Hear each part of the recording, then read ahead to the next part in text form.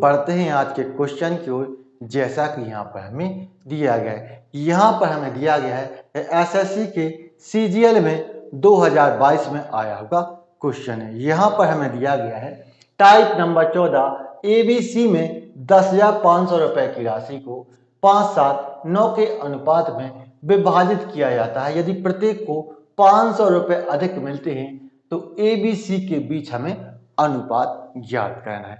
अब इस प्रकार के क्वेश्चन को यहाँ पर हम दो तरीके से सॉल्व कर सकते हैं। पहला हमारा बेसिक होता है और सेकंड हमारा यहाँ पर शॉर्ट ट्रिक होता है। सबसे पहले हम आपको यहाँ पर बेसिक बताएंगे कि बेसिक से आप इसकी सभी बारीकियां आपको समझ में आ जाएंगी। इससे आपको शॉर्ट ट्रिक इसकी समझना आपके लिए यहाँ पर काफी आसान हो जाएगा। तो यहाँ पर हम आपको बेसिक से इसको सॉल्व करना सिखाते हैं।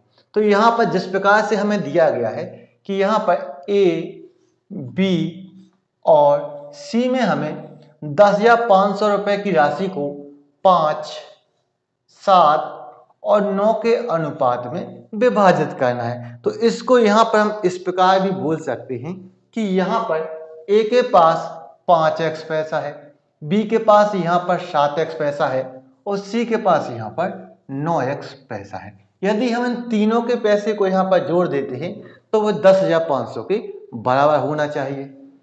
तो यहाँ पर टोटल 9 और 7 16 और 16 और 5 21, टोटल यहाँ पर 21x पैसा होता है जो कि 10,500 के बराबर होना चाहिए। तो यहाँ पर हम निकालते हैं सबसे पहले f का मान। तो f का मान निकालने के यहाँ पर हम क्या करते हैं कि 21 से यहाँ पर हम 10 या 500 में डिवाइड करते हैं। तो यहाँ पर 21 से यहाँ पर हम 10 या 500 को काटेंगे तो यहाँ पर ये कटेगा 500 बार। कितनी बार कटेगा? 500। यानी कि यहाँ पर x का मान निकल के आ जाएगा यहाँ से 500 कि x बराबर यहाँ पर 500 है। यदि यहाँ पर x का मान 500 निकल के आ गया है तो यहाँ से हम a का, b का और c का मान भी यहाँ से हम निकाल सकते हैं। यदि x यहाँ पर 500 के बराबर है तो यहाँ पर 500 का 5 गुना यहाँ पर ये 2500 हो जाएगा। 500 का 5 गुना यहाँ पर ये 2500 हो जाएगा। उसी प्रकार 500 का 7 गुना, 500 का 7 गुना b यहाँ पर 3500 हो जाएगा। 500 का 7 गुना b यहाँ पर 3500 हो जाएगा। इसी प्रकार 500 का 9 गुना c यहाँ पर 4500 हो जाएगा। 500 का 9 गुना c यहाँ पर 4500 हो जाएगा। अब क्वेश्चन में जिस प्रकार से हमें दिया गया है कि प्रत्येक को 500 रुपए अधिक मिलते हैं, इसका मतलब यह है कि सभी में हमें यहाँ पर 500 रुपए को यहाँ पर जोड़ना पड़ेगा। तो ए में हम 500 को जोड़ेंगे, बी में यहाँ पर हम 500 को जोड़ेंगे और सी में हम 500 रुपए को जोड़ेंगे। तो यहाँ पर टोटल यहाँ पर कितना हो जाएगा? 2500 में 500 को जोड़ेंगे तो ये 3000 हो जाता है। इसी प्रकार 3500 में 500 को जोड़ेंगे तो ये 4000 हो जाएगा।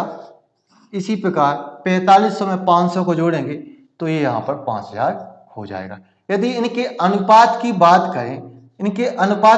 करें, तो यहाँ पर 0 से 0 हमारे यहाँ पर कट जाएगा। तो इनका अनुपात निकल के 3:4:5 यहाँ पर हो जाता है, जो कि बिल्कुल सही है और जो कि यहाँ पर ए है। यह हमारा बेसिक था। अब इसको यहाँ पर हम आपको शॉर्ट मेथड से इसको आपको सॉल्व करना बताएंगे।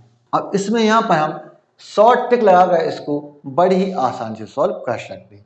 अब यहाँ पर जैसा ही क्वेश्चन में हमें यहाँ पर दिया गया है कि यहाँ पर ए, बी और सी में हमें 10 या 500 रुपए की राशि को 5, 7 और 9 के अनुपात में बांटना है। तो इसको यहाँ पर हम x ना कहकर इसको यहाँ पर हम यूनिट कह सकते हैं कि यहाँ पर a के पास 5 यूनिट है, b के पास 7 यूनिट है और c के पास यहाँ पर 9 यूनिट पैसा है। यदि हम इन तीनों के पैसे को यहाँ पर जोड़ दें तो यहाँ पर 9 और 7 16, 16 और 5 21, तो यहाँ पर टोटल मिलाकर 21 यूनिट पैसा हो जाता है। कितना हो जाता है? 21 यूनिट पैसा है। 21 यूनिट पैसा 10,500 के बराबर है। 21 यूनिट पैसा यहाँ पर 10,500 के बराबर होना चाहिए।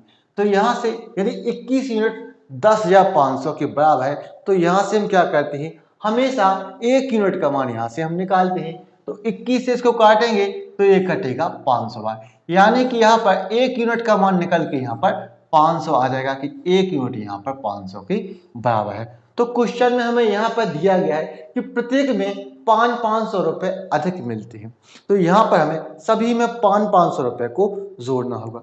यहीं पर हम देखेंगे कि 1 यूनिट का मान यहाँ पर 500 है, तो इसको यहाँ पर हम उल्टा भी तो कह सकते हैं कि 500 यहाँ पर 1 यूनिट के बराबर है, कि 500 यहाँ पर 1 यूनिट के बराबर है। तो सभी में यहाँ पर हम 500 रुपए ना जोड़कर सभी में 1 यूनिट यहाँ पर हम जोड़ देते हैं, सभी में यहाँ पर हम 1 यूनिट यहाँ पर जोड़ देते हैं। तो यहाँ पर 1 जोड़ेंगे, यहाँ पर भी हम 1 जोड़ेंगे, तो यहाँ पर 5 और 1 यहाँ पर 6 हो जाता है, 7 और 1 यहाँ पर 8 हो जाता है, और 9 और 1 यहाँ पर 10 हो जाता है। अब यह किसी एक संख्या से अधिक कट रही है तो इनको लगे हाथों आप यहीं पर काट दो। तो यहाँ पर ध्यान से देखें तो 2 से यहाँ पर 3 बार कट रहा है, 2 से यहाँ पर 4 बार कट रहा है, और 2 से यहाँ पर 5 बार कट रहा है। तब भी हमारा आंसर वही निकल के आ जाएगा 3:4:5, जो कि बिल्कुल सही है और जो कि ए है। आपको यदि यह वीडियो पसंद आया है तो इस वीडियो को लाइक करें, शेयर करें, हमारे चैनल को सब्सक्राइब करें। तो मिलते हैं नेक्स्ट वीडियो में। Thank you for watching.